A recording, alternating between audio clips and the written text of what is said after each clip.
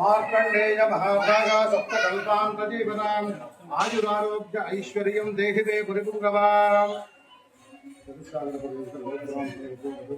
విశ్వామిత్ర అష్టకథోషత్రయాదశేత్రోగతిసవప్రః అపసమసుప్రః శ్రీ విశేషశాఖాధ్యాయుని అహం భో అర్ధవాక్యం మనం శ్రీకాంత్ శర్మన్ ఆయుష్మాన్ భవ మనం శ్రీకాంత శర్మన్ సర్వం పరమేశ్వరార్పణమస్తు.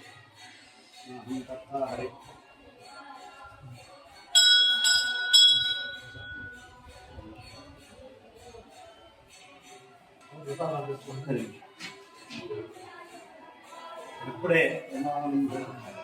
ఇప్పుడే మనం శ్రీకాంత శర్మ గారి యొక్క మాటల్లో ఈ క్షేత్ర వైశిష్ట్యాన్ని విన్నాం.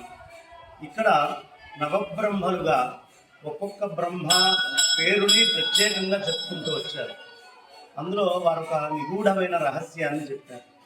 ఏమిటి అంటే ఆ పేరులో ఒక్కొక్క మూలిక నిక్షిప్తం అయి ఉంది అని. దీన్ని రససిద్ధులు ఆ మూలికలన్నింటినీ తీసుకొని వచ్చి ఈ 9 లింగాలకి అభిషేకం చేసి ఇది తీసుకొని వెళ్ళి ఒక దగ్గర కలిపితే అది పూర్ణముగా బంగారం కింద మారేది. అయితే ఆ పరిస్థితి లేకుండా దుర్మార్గులైనటువంటి సుల్తానులు దాడి చేసి ఈ క్షేత్రాన్ని మొత్తాన్ని ఎక్కడికక్కడ ముక్కలు ముక్కలుగా ఇచ్చేసి, కారణం ఏమిటి అంటే ఇంత స్థాయిలో కట్టడం చేత కాదు, నాశనం చేయడం క్షణం పని. కాబట్టి దాన్ని పాడు చేసి ఇక్కడ ఈ క్షేత్రములో ఉన్నటువంటి లింగాలని కొన్నిటిని మాయం చేసి మనకున్నటువంటి గొప్పదైనటువంటి వైదిక విద్యని ఆ మూలాలతో కూడినటువంటి రసాల మీద, ఆ కెమిస్ట్రీ మీద, ధాతువుల మీద మనకున్నటువంటి పట్టుని రుజువు చేయడానికి ప్రాక్టికల్ ఎక్స్పెరిమెంట్ తోటి కూడినటువంటి ఈ క్షేత్రాన్ని సర్వనాశనం చేశారు.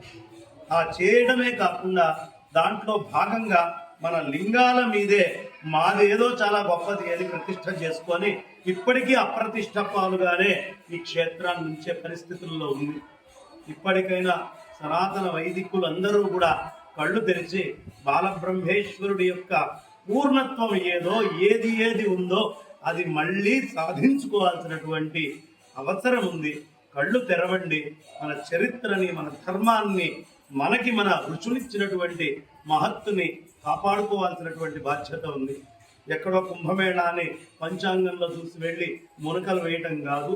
ఈ క్షేత్రానికి ఎప్పుడు అపప్రధ అవుతుందో ఆ అయ్యే సమయంలో కుంభమేళాకి ఎలా వెళ్ళారో అలా వచ్చి ఈ క్షేత్రంలో అపప్రధల నుంచి దూరం చేసి దీన్ని కాపాడుకోవాల్సినటువంటి బాధ్యత కూడా మనందరి మీద ఉంది. ఒక్కసారి అందరూ గూగుల్లోకి వెళ్ళండి, చరిత్రను తీయండి, ఇక్కడికి వచ్చి చూడండి.